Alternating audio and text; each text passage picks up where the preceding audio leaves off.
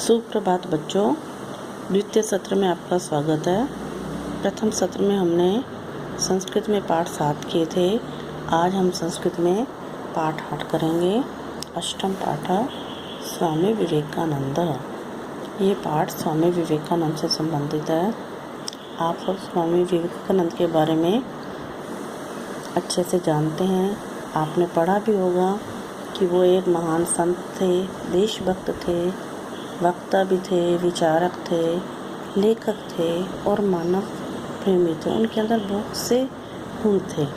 उन्होंने एक ऐसे समाज की कल्पना की थी जहाँ मनुष्य में कोई भेद ना रहे। आज हम उनके बारे में इस पाठ में पढ़ेंगे। भारत वर्षे बहवः महापुरुषा अभवन्, ये संपूर्ण विश्वे भारतीय संस्कृते सभ्यतायाश्च प्रसारम अकुर्वन्। भारतवर्ष में बहुत से महापुरुष हुए जिन्होंने विश्व में भारतीय संस्कृति और सभ्यता का प्रसार किया। तेषु महापुरुषेषु स्वामी विवेकानंद अपि एक आसीत्। उन महापुरुषों में से स्वामी विवेकानंद भी एक थे।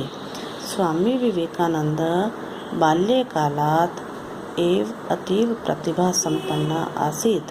स्वामी विवेकानंद बचपन से एक बहुत ही प्रतिभा संपन्न बालक थे। बाल्यकाले तस्य नाम नरेंद्र दत्त आसीत्। बचपन में उनका नाम नरेंद्र दत्त था। तस्य जन्म 12 जनवरी 1863 तमे वर्षे बंगाल प्रान्तस्य कोलकाता नगरे अभवत्। उनका जन्म 12 जनवरी 1863 को बंगाल प्रांत के कलकत्ता नगर में हुआ। कलकत्ता में उनका जन्म हुआ था। तस्य पितु नाम श्रीमान विश्वदत्त आसीत्। उनके पिता का नाम श्रीमान विश्वदत्त था। स न्यायालय अधिवक्ता आसीत्। वे न्यायालय में मतलब कोर्ट में वकील थे, एडवोकेट थे।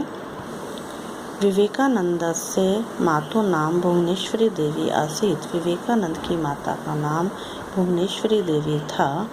विवेकानंद से गृहे सर्वविधा संपन्नता आसीत्।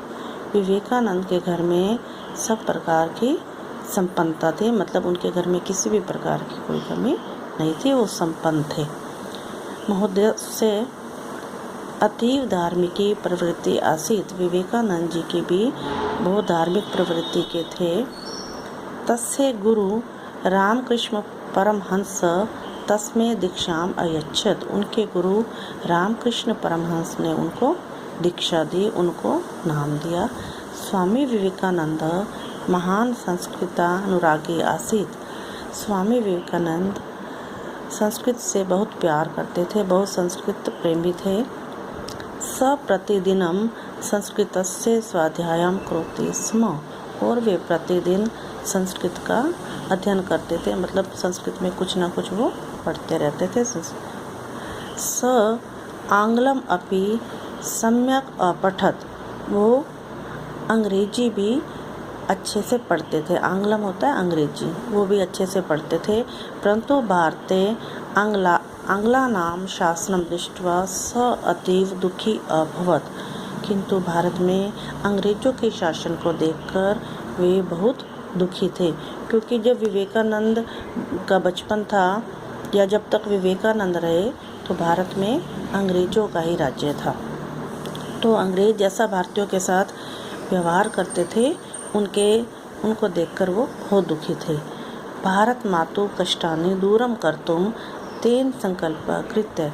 भारत माता के कष्टों को दूर करने का उन्होंने संकल्प लिया कि मैं भारत माता के कष्टों को दूर करूंगा, कि भारत को अंग्रेजों से मुक्ति दिलाऊंगा।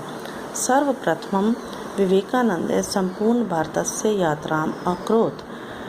कन्याकुमारी इति स्थाने महोदय सागरे एकस्यां शिलायाम् उपविश्य भारत मातु दिव्यं भव्यं च स्वरूपम अचिंत्यत।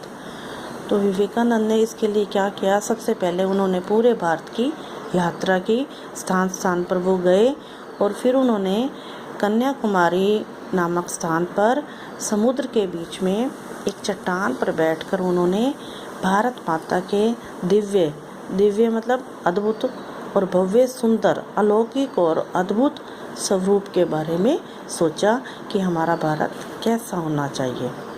11 सितंबर 1893 तमे वर्षे स्वामी विवेकानंद अमेरिका देशस्य शिकागो नगरे आयोजित विश्व धर्म सम्मेलने भागग्रहणम् अकरोत्। 11 सितंबर 1893 में स्वामी विवेकानंद जी अमेरिका में शिकागो नगर में एक विश्व धर्म सम्मेलन का आयोजन हुआ और वो उसमें भाग लेने के लिए गए। उन्होंने वहाँ पर भाग लिया 11 सितंबर 1893 को।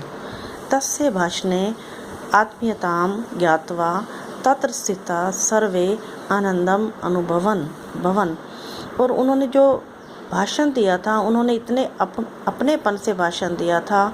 उन्होंने जेंटलमैन और लेडी ये ना संबोधित करके बहनों और भाइयों, माय सिस्टर्स एंड ब्रदर्स, ये कहकर उन्होंने संबोधित किया, जिससे उसकी मतलब अपनेपन को जानकर वहाँ पर बैठे जितने भी लोग थे उन्होंने बहुत खुशी अनुभव की, उनको बहुत आनंद अनुभव हुआ। महोदय स्वभाषणे भारतीय संस्कृते उदारतां वैज्ञानिकतां च प्राकट्यत। और विवेकानंद जी ने उस भाषण में